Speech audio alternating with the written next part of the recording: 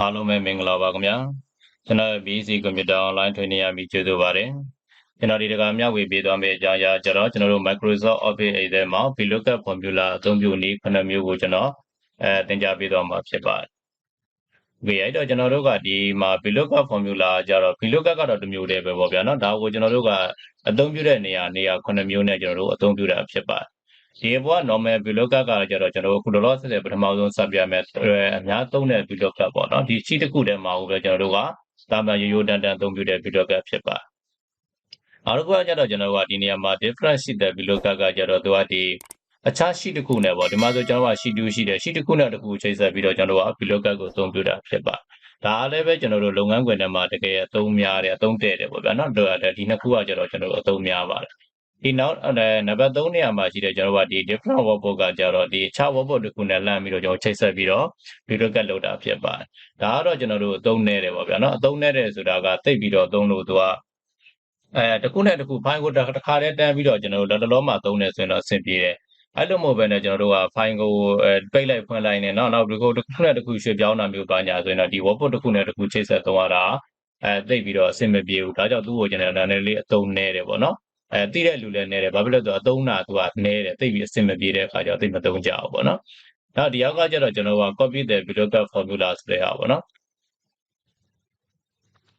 โอเคအဲ့တော့ကျွန်တော်တို့ကဒီနေရာမှာဒီ formula ကလည်း copy ကူးတာ copy ကူးတဲ့ကူးပုံကူးနည်းဒီနှစ်ခုကအတူတူပါပဲ4နဲ့5နဲ့ကကျတော့နှစ်ခုလုံး copy ကူးလိုက်တာပေါ့နော်ဒါပေမဲ့ဒီပုံက copy ကူးတာကျတော့ကျွန်တော်တာမန်အပြင်ရိုး copy ကူးတဲ့နည်းစနစ်မျိုးဖြစ်ပါတယ်အဲ့ဒါတွေကကျတော့ကျွန်တော်လူသုံးများတယ် formula ကို copy ကူးတဲ့နည်းပေါ့နော်တိုးတော်လည်းသူ့ကိုကျတော့ကျွန်တော်လောက်ကတာနည်းနည်းခီးကထာများတယ်လောက်ဆောင်ချက်တွေကနည်းနည်းရှုပ်တယ်ပေါ့နော်ဒီလိုဖြစ်ကျွန်တော်တို့ဒီနေရာမှာ column တွေကိုလိုက်ပြီးတော့လိုက်ပြန်ပြင်ပေးရတာရှိတယ်တစ်ခုနဲ့တစ်ခုကျွန်တော် copy ဆွဲတဲ့အခါမှာ column မတူညီဘူးပြဿနာပေါ့ဒီရောက်ကကျွန်တော်တို့ကဒီ multiple value as1 ဆိုတာကြောင့်တစ်ချိန်နဲ့ပဲသူ့ကိုကျွန်တော်တို့က formula နှစ်ခုလောက်နဲ့ချိတ်ဆက်ပြီးတော့သုံးလိုက်မယ်ဆိုတိကျဒီလိုမျိုးမခက်ခဲဘူးပေါ့ဗျာနော်ဒါကတော့ကျွန်တော်က VLOOKUP formula ကိုအသုံးပြုပြီးတော့အသေးဆုံးကိန်းဂဏန်းနဲ့ကျွန်တော်တို့အကြီးဆုံးကိန်းဂဏန်းတွေကိုရှာတာပဲဖြစ်ပါโอเคအဲ့တော့ဒါဆိုကျွန်တော်က VLOOKUP 9မျိုးရဲ့အကြောင်းအကျဉ်းမြင်ပေါ့ပြီးသွားပြီပေါ့နော်အဲ့ဒါဆိုရင်ကျွန်တော်တို့ဒီဘက်ကဒီ table လေးကိုနည်းနည်းလေးကြည့်ကြည့်ရအောင်နော်ဒါကတော့ကျွန်တော်ကဒါဟို6လစာပေါ့ဗျာနော်6လစာကိုမှကျွန်တော်တို့ကပစ္စည်း9မျိုးကိုဟာလာဆိုင်ထဲမှာပစ္စည်း9မျိုးရောင်းနေဆိုရင်9မျိုးရဲ့6လစာစင်းလေးကိုကျွန်တော်ထည့်ထားတာဖြစ်ပါတယ်အဲ့တော့တလအစဉ်အလိုက်လူရောင်းရတဲ့ပစ္စည်းအမောင့်ရေတွက်ပမာဏတွေပေါ့နော်ဒီမှာထည့်ပေးထားတာဖြစ်ပါတယ်โอเคအဲ့ဒါကျွန်တော်တို့ပထမအဆုံးအနေနဲ့ဒီ VLOOKUP နော် normal VLOOKUP ဆိုတဲ့ကျွန်တော်တို့ simple ပေါ့ရိုးရိုးတန်းတန်း VLOOKUP လေးကိုကြည့်ကြည့်ကြအောင်နော်အဲ့တော့ကျွန်တော်တို့ဒီနေရာမှာဒါတွေကတော့လွယ်ပါတယ်နော်သိပြီးသားအများကြီးဖြစ်ပြီလို့ထင်ပါတယ်အဲ့တော့ကျွန်တော်ဒီနေရာမှာ VLOOKUP နော်တကီတွန်းလိုက်တကီတွန်းပြီးတဲ့အခါကျရင် VLOOKUP ဆိုတဲ့နေရာမှာ lookup value ပေါ့နော် lookup value ဆိုတဲ့ function ကကျတော့ကျွန်တော်တို့ကဒီနေရာမှာသူ့ရဲ့လုံဆောင်ချက်ကကျွန်တော်ဒီစစ်ဆေးခြင်းတဲ့ sequence လိပ်စာကိုထည့်ပေးရမယ်နော်ကျွန်တော်ကဒီနေရာမှာs12 ဆိုတဲ့ sequence လိပ်စာနဲ့စစ်ဆေးမှာဖြစ်ပါတယ်ဒီပြီးဆိုကျွန်တော်တို့ comma တစ်ချက်ခံမယ် comma ခံပြီးသွားတဲ့အခါကျရင် table array ကတော့ကျွန်တော်တို့တိုက်ဆိုင်စစ်ဆေးခြင်းတဲ့ဒီ table ကိုဒီနေရာမှာ slash မှတ်ပေးရမှာဖြစ်ပါတယ်အဲ့တော့ကျွန်တော်ဒီဘော item name တွေပါအောင်တခါတည်းအကုန်လုံးဆက်လက်မှတ်လိုက်ပါဗျာနော်ဆက်လက်မှတ်ပြီးတဲ့အခါကျရင် comma တစ်ချက်ခံမယ် comma ခံပြီးသွားတဲ့အခါကျရင်ဒီမှာ column index number နေရာမှာတော့ကျွန်တော်တို့ကဘယ်လောက်ကိုစစ်ဆေးခြင်းလဲပေါ့နော်ဒီတော့ဒီတော့ဆက်ဆက်မှာကျွန်တော်က January လောက်ကိုစစ်ဆေးခြင်းလဲဆိုရင်ဒါဆိုကျွန်တော်က column number 2ကိုထည့်ပေးရဘာဖြစ်လို့လဲဆိုတော့သူ့ကိုကြတော့ကျွန်တော်ကဒီနေရာမှာ column number 1 2တွေသွားခွဲတယ်ဆိုတာကဒီထိတ်ကကျွန်တော်တို့ column ကိုမရည်ဘူးเนาะဒီ table ကိုပဲကျွန်တော်ကကြည်တွက်တာဖြစ်ပါတယ်ဒါလေးတစ်ခုသတိထားဖို့လိုတယ်ဒီ table array ကိုမှတ်လိုက်ပြီးသွားအဲ့ table array ထဲမှာပါဝင်တဲ့ column တွေကိုရည်တွက်ပေးရအဲ့တော့ကျွန်တော်ကဒီနေရာမှာ January လောက်ကိုရည်ရင်လည်းဆိုဒီဟာကိုကျွန်တော်က SD column number 1 GR2 8ဆိုရင်3ပေါ့ဗျာเนาะအဲ့လိုသတ်မှတ်မယ်အဲ့တော့ January လောက်ကိုစစ်ဆေးခြင်းတဲ့ဆိုကျွန်တော်ဒီနေရာမှာ column index number ဆိုတဲ့နေရာမှာ2ကိုထည့်ပေးရမှာဖြစ်ပါတယ်တို့တက်ပြီးရင်တော့ comma တစ်ချက်ခံလိုက်မှာ comma ခံပြီးသွားပြီဆိုရင်တော့ကျွန်တော်ဒီနေရာမှာဟာလာ true သို့မဟုတ် false ပေါ့ဗျာနော်ကိုပေါ့ကြိုက်တာရွေးခြင်းရွေးလို့ရတယ်အဲ့လိုမှမရွေးဘူးဆိုရင်ကျွန်တော်ဒီနေရာမှာ0လို့ရိုက်လိုက်လဲရကျွန်တော်က0ပဲလွယ်လွယ်ရိုက်လိုက်မယ်နော်ပြီးရင်ကျွန်တော်ဝင်ပြန်ပေးပြီးတော့ enter ခေါက်လိုက်ဒီမှာတော့ any error ပြတယ်ပေါ့ဗျာနော် any error ပြတာပြဿနာမရှိဘူးဒါကကျွန်တော်တို့ဘယ်လိုဖြည့်ရှင်းတဲ့နည်းကျွန်တော်သင်ပေးထားတာရှိတယ်နော်အဲ့တော့ဒါလေးကလောလောဆယ်ဆယ်ဒါ formula ပြဿနာမဟုတ်ဘူးဘာမှမရိုက်တာလို့ခေါ်တဲ့ပြဿနာနော်အဲ့တော့ကျွန်တော်တို့လောလောဆယ်ဆယ်မှာကျွန်တော် desktop ကိုစစ်ဆေးမယ်ဆိုပါတော့ဗျာနော်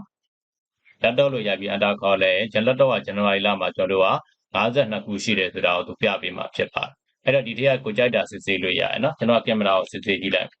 sorry နော်မနှိပ်လိုက် ကင်မရာကိုကျွန်တော်တို့စစ်ဆေးကြည့်လိုက်အတားခေါက်လိုက်မယ်စက်ကင်မရာဆိုရင်ကျွန်တော်တို့က52ခုရှိတယ်ဆိုသူကဒီလမှာဇန်နဝါရီလမှာ52ခုရောင်းရတယ်ပေါ့ဗျာနော်โอเคအဲ့ဒါဆိုရင်ကျွန်တော်ဒါကြတော့ bio data normal VLOOKUP ဖြစ်ပါတယ်နောက်တစ်ခုကကြတော့ကျွန်တော်တို့က VLOOKUP ကိုမှကျွန်တော်တို့က sheet တစ်ခုနဲ့တစ်ခုချိတ်ဆက်ပြီးတော့သုံးတာဖြစ်ပါတယ်အဲ့ဒါ different sheet VLOOKUP ကကြတော့ဒီအခြား sheet တစ်ခုနဲ့သုံးတယ်ဒါပေမဲ့အခြား sheet တစ်ခုနဲ့သုံးလည်းပဲတူတူပါပဲကျွန်တော်တို့ကဒီဘက်ကရှိဟာဒီဟာကိုပဲကျွန်တော်သွားပြီးတော့ဒီဘက်မှာ copy ကူးထည့်ထားလိုက်တာနော်အဲ့ဒီကကြတော့ကျွန်တော်တို့ကဒီနေရာမှာ formula ကိုထည့်မယ်ပေါ့ဗျာနော် formula ထည့်မယ်ဆိုတော့ equal to ကျွန်တော်တို့က VLOOKUP တက်ကြီးတွန်းလိုက်မယ်နော်တက်ကြီးတွန်းပြီးတဲ့အခါကျ lookup value ဆိုတဲ့နေရာမှာကျွန်တော်တို့စစ်ဆေးခြင်းနဲ့တိုက်ဆိုင်စစ်ဆေးမဲ့ sequence လေးစာကိုထည့်မယ်ပြီးရင် comma တစ်ချက်က comma ခံပြီးတဲ့အခါကျ table array ဒီနေရာမှာကျွန်တော်တို့သတိထားဖို့ကောင်းတယ်နော် formula တွေကိုကျွန်တော်တို့ရေးသွင်းတဲ့အခါမှာဒီရှိနဲ့တစ်ခုနဲ့တစ်ခုကူးပြောင်းတဲ့အခါမှာတစ်ခုနောက်ထပ်တစ်ခုကိုကျွန်တော်တို့မကူးပြောင်းခင်မှာ comma ခံပေးဖို့လိုတယ်တကယ်လို့ဒီနေရာမှာကျွန်တော်တို့က comma မခံဘဲနဲ့သွားလုပ်လိုက်မယ်ဆို formula ပြတ်သွားလိမ့်မယ်နော်အားကြောင့်မလို့ကျွန်တော်က comma ခန္ဓာလေးတွေရေးကြည့်တယ်တစ်ခုနဲ့တစ်ခုကူးပြောင်းပါဗျာနော်အဲ့ဒါကျွန်တော်တို့ comma တစ်ချက်ခံတယ်ပြီးရင်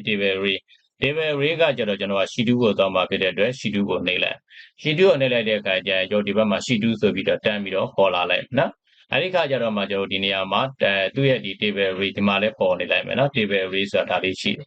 အဲ့တော့ကျွန်တော်ဒီအားပြီးတော့သွားပြီးတော့ select မှတ်လိုက်မယ် select မှတ်ပြီးတဲ့အခါကျရင် comma တစ်ချက်ခံ comma ခံပြီးသားရင်ကျွန်တော်တို့ anti column ဒီခါတော့ကျွန်တော်ကဘယ်လကိုစစ်ဆေးခြင်းလဲပေါ့ဗျာနော်ကျွန်တော်ကဒီမှာ April လကိုစစ်ဆေးမယ် April လကိုစစ်ဆေးမယ်ဆိုရင်ကျွန်တော်ဒါ9ခုမြောက် column ဖြစ်ပါနော်9ခုမြောက်ဆိုတဲ့အတွက်ကျွန်တော်က9လို့ရိုက်လိုက်မယ် comma တစ်ချက်ခံမယ်ပြီးရင်ကျွန်တော်တို့က0ပေါ့ဗျာနော်တစ်ခါလေးရိုက်မှာနော်0လို့ရိုက်ပြီးခွင့်ပြန်ပေးပြီး enter ခောက်ချလိုက်ဒါဆိုကျွန်တော်ကဒီလမှာ40ဆိုပြီးတော့ပြလိုက်မယ်ပေါ့နော်ဒီဘက်ကဇယားရင်းတူနေလို့တကယ်လို့မတူဘူးဆိုလို့ရှင်လည်းသူကတစ်ဖက်ကဇယားတိုင်းပြလိုက်မယ်နော်ဒီဇယားနဲ့တူလို့ကျွန်တော်ကဒီကတစ်ခါတည်းတန်းပြပေးတယ်အဲ့တော့ကျွန်တော်ဒီနေရာမှာဒီက iPhone ကိုကျွန်တော်တို့စစ်ဆေးကြည့် iPhone ကကျွန်တော်တို့ကApril လမှာဘယ်လောက်ရောင်းရလဲဆို55လုံးရောင်းရတယ်ဆိုပြီးတော့တွေ့ရမှာဖြစ်ပါတယ်ဒါကြတော့ကျွန်တော်တို့က sheet တစ်ခုနဲ့ချိတ်ဆက်ပြီးတော့သုံးတာပေါ့နော်အဲ့ဒါတွေကကျွန်တော်တို့ကအသုံးများပါတယ်ဒါတွေကဒီပုံစံမျိုးသုံးတာလုပ်ငန်းခွင်တွေမှာသုံးများတယ်ဒီ1နဲ့2နဲ့ကအောင်အဲ့တော့ဒီတစ်ခါမှာကျွန်တော်တို့ကနံပါတ်3ကိုသုံးကြည့်ရအောင်နော်နံပါတ်3ကကျွန်တော်တို့က workbook တစ်ခုနဲ့တစ်ခုချိတ်ဆက်တာဖြစ်ပါတယ်အဲ့တော့ကျွန်တော်စည်ရင်းစရာအသစ်တစ်ခုမရွေးတော့ဘူးเนาะဒီစည်ရင်းလေးကိုပဲကျွန်တော်တို့ copy ကူးပြီးတော့လုပ်လိုက်ကြအောင်အဲ့တော့ control နဲ့ C နဲ့ကိုနှိပ်လိုက်မယ်နောက်တော့ကျွန်တော် workbook တစ်ခုအသစ်ယူလိုက်ပေါ့ဗျာเนาะဒါဆိုကျွန်တော်က workbook ကရှေ့ပိုင်းမှာယူထားဖို့လို့ဒီမှာ workbook ပို့ဆိုပြီးဖြစ်နေရဗျာเนาะအဲ့တော့ကျွန်တော်ဒီနေရာမှာpage special ဘောက်ကပြီးတော့ကျွန်တော်တို့သွားလိုက်မယ်เนาะ page special ဘောက်ကပြီးတော့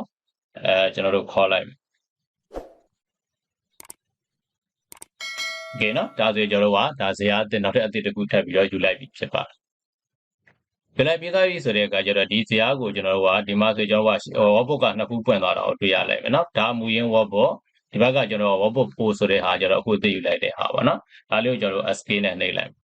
SK နှိပ်ပြီးသွားတဲ့အခါကျရင်ဒီ sequence ကပြီးတော့ကျွန်တော်တို့ကအခြား workbook တစ်ခုဒီ workbook ကပြီးတော့ workbook တစ်ခုကိုလှမ်းပြီးတော့ VLOOKUP ချိန်မှာဖြစ်ပါတယ်အဲ့တော့ကျွန်တော်ဒီနေရာမှာVLOOKUP ထည့်လိုက်ပါဗျာเนาะ VLOOK VLOOKUP เนาะ VLOOKUP ပြီးသွားရင် lookup value ကတော့ထုံးစံတိုင်းပဲကျွန်တော်ဒီဘက်ကတိုက်ဆိုင်စစ်ဆေးခြင်းနဲ့ sequence ကိုထည့်လိုက်